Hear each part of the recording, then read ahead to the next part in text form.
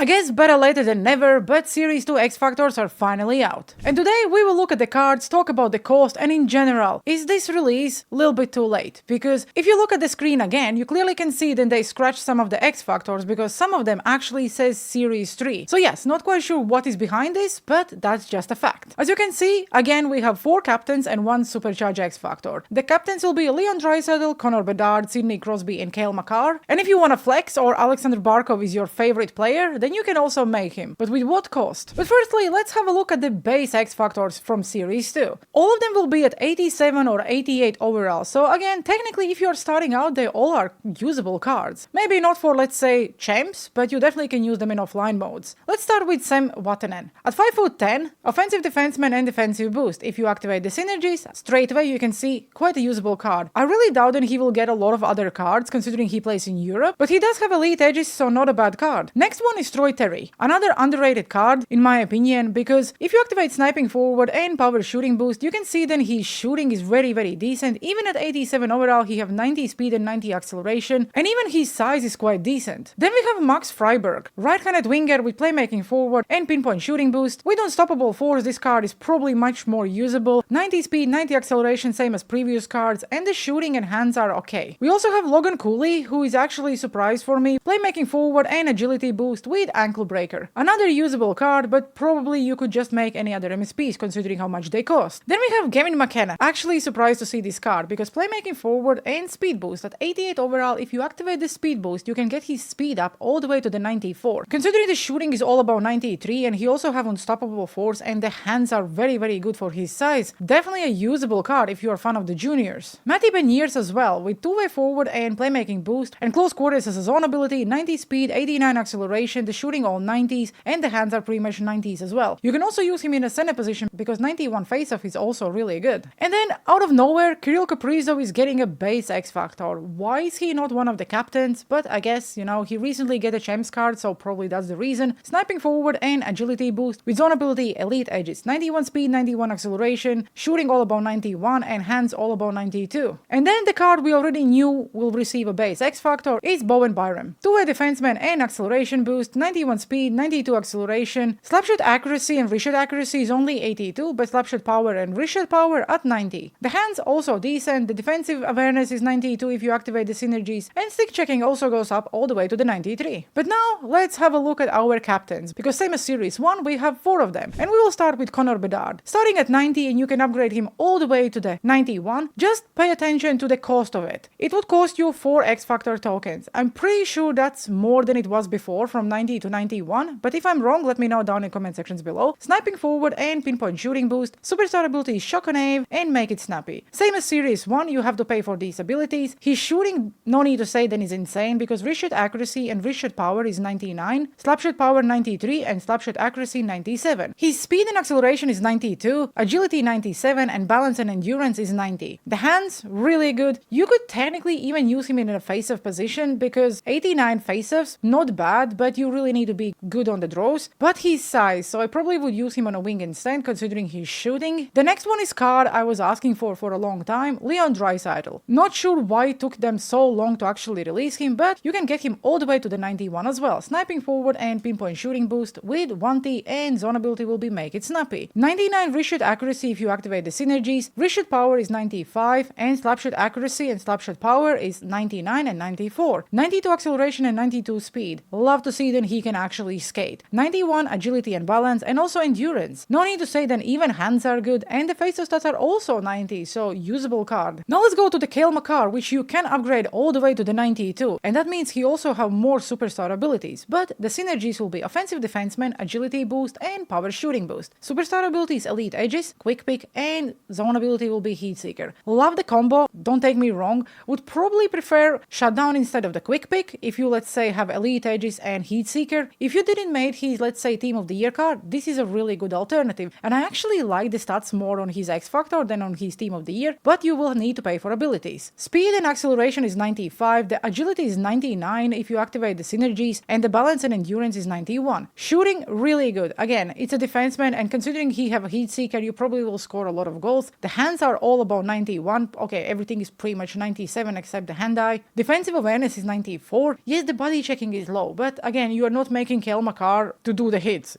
I think even with 85, you can still have quite a lot of hits. And then we have Sidney Crosby, which I'm actually angry to see because he recently get the Master Set Master item, and you can now get his captain's card as well. With playmaking forward and agility boost, and also playmaking boost, if you activate the synergies, you can see then agility goes all the way to the 99, the balance is 97, hand stats are also massively improving, and even his shooting is good. The Born Leader, Unstoppable Force, and Beauty Backhand makes absolute sense, considering his size. So yeah, not a bad card. But if you are super rich and you collect every single captain's card, then this is your Supercharge X-factor for Series 2. Alexander Barkov, perfect center build, two-way forward with power shooting boost and also playmaking boost. Superstar abilities will be Quick Draw, Unstoppable Force, and Born Leader as a zone ability. If you activate the synergies, then faceoffs is straight away 94, 94 acceleration and speed, endurance is also 94, agility goes all the way to the 97 with the synergies activated, and the balance is also okay. The shooting and hands, really good. Considering the passing and offensive awareness is 99 and everything else is 94, love to see it. 99 defensive awareness with synergies activated, 98 stick checking, 90 body checking, strength is also 93. On a paper, really great card. Would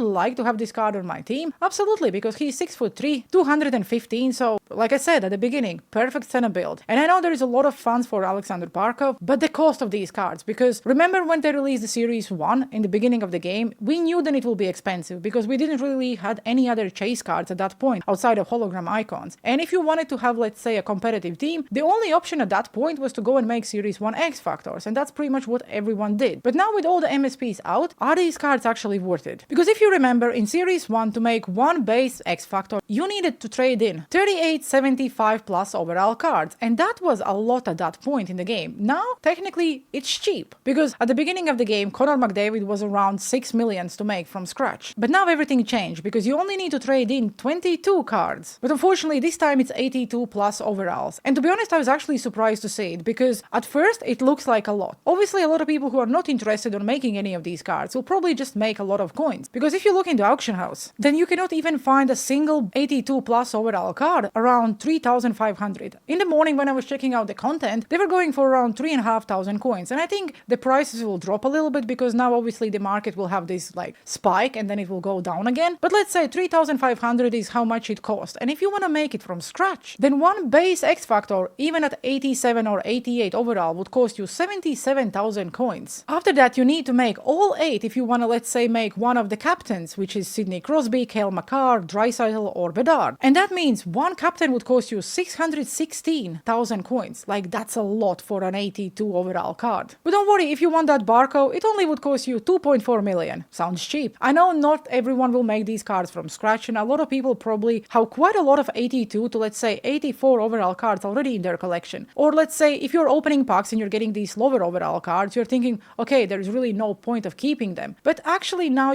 on a background while you're playing the game, you can just save them and make any of these cards. I personally think that Leon Draisaitl probably would be my first pick, because yes, Sidney Crosby is great, but I just think we have so many good centers. Cale Makar, if you didn't make his Team of the Year card, then I probably would say he would be the first pick, but if you have his Team of the Year, there is really no need of making it. And also Connor Bedard, yes, really great right-handed winger, and probably a good option, but depends if, let's say, you just recently made Kairu, or even Willie Nylander, then is Connor Bedard better? Probably not. But yes, if you want Barco, that only will cost you 2.4 million. Sounds ridiculous. Another thing they added for Series 2 is that you now can exchange Series 1 base X-factors and get yourself Series 2. So let's say if you pull some of them and you have them on tradable and you really didn't have any use for them, you can now exchange 3 Series 1 X-factors for 1 Series 2 base X-factor. Just to convert it in the cost, let's say if you would want to go and make Series 1 base X-factor from scratch, this reroll or exchange would cost you 171,000 coins. So I don't really recommend you making it. The only time I would say go and do it if you have any duplicate X-factors from Series 1. With the new X-factors, of course, we also have new moments, where by completing every single one, you'll be able to get yourself 1 base Series 2 X-factor. So that means you only need 7 to make one of the captains, which on a paper looks good. But if you look, then the last one is on All-Star difficulty. 60% of the casual players will not be able to complete it. So that means you basically will not be able to get it for free. If you look at any moments before that, you will start on the rookie difficulty and you will get an 82, which will contribute of making one of the base cards. Then you get 1000 coins, another 82 overall. You cannot even get enough 82s by completing every single moment to make one of the base X-factors anyway. So is it worth doing it? Probably not. If you're good at the game and you can just easily grab yourself 188 or 87, or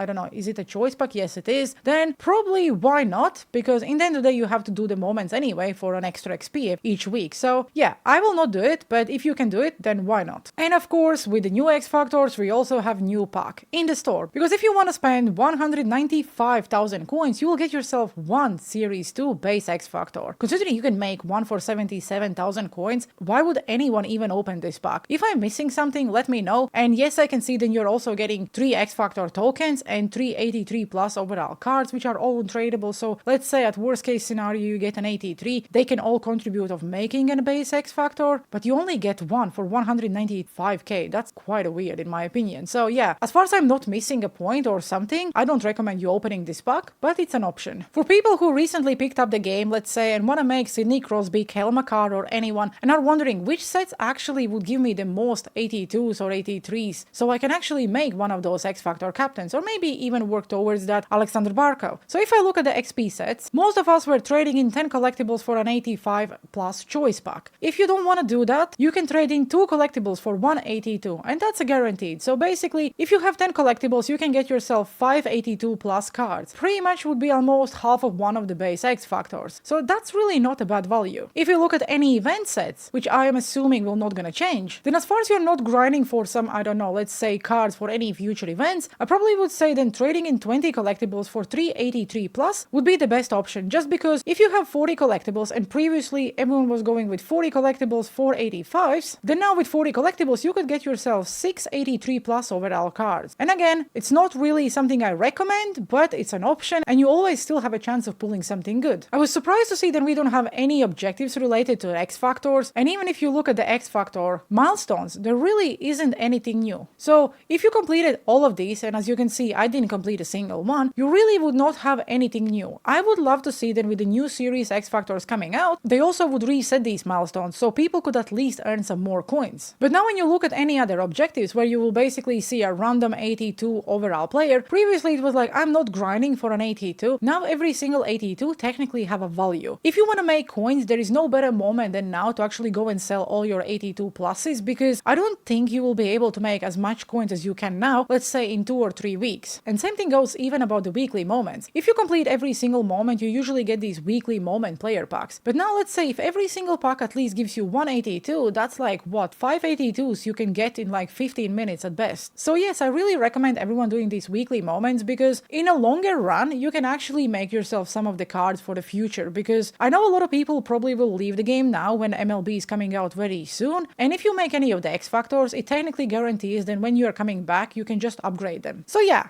do I think the X Factors are cool? Absolutely. Do I think it's a little bit too late? Also absolutely, because if they would release these cards, let's say 2 months before, it would be incredible. Everyone would go after Leon Draisaitl, Connor Bedard, Sidney Crosby, Cale Makar, and even maybe try to make Alexander Barkov. But now with all the MSPs and the cost of these cards, and yes, I get that you don't have to make them straight away, it's mostly, let's say, you're just saving and making them in the background, but I just don't understand like the timing of it. And even the player choices, because you can clearly see Alexander Barkov was not meant to be for Series 2. The question is, where the hell is Aston Matthews and why he's not a Supercharge X-factor? What does the guy need to do to get a card in NHL 25? I get that he don't have the best season, but still, you cannot really ignore one of the best players in the league. But apparently you can, if you are EA. So yeah, that will do for today's video. Let me know down in the comment sections below. What do you think about the Series 2 X-factors? Are you making any of them? Do you even like the cards? Or you will just be ignoring them and just focusing on, let's say, team of the season, or I don't know, any other event coming out? I personally probably will make 1 or 2 anyway, because I'm definitely not making Alexander Barkov. And the reason why is, if you read what this set says, as far as it's correct, then if you trade in 4 captains and let's say get yourself Alexander Barkov, you only get 1 captain back as a B&D. You definitely are losing a lot of value. Because technically, I would like to have Leon Draisaitl and maybe even Connor Bedard back. I will only be able to choose 1. And if I have to spend that much fodder and that much coins, that's not worth it in my opinion. That will do for today's video. I hope you enjoyed. If you do, please make sure you like and subscribe. It really helps the channel a lot, also makes me smile, and it's free. As always, thanks guys for watching, have a good one, and see you on the ice.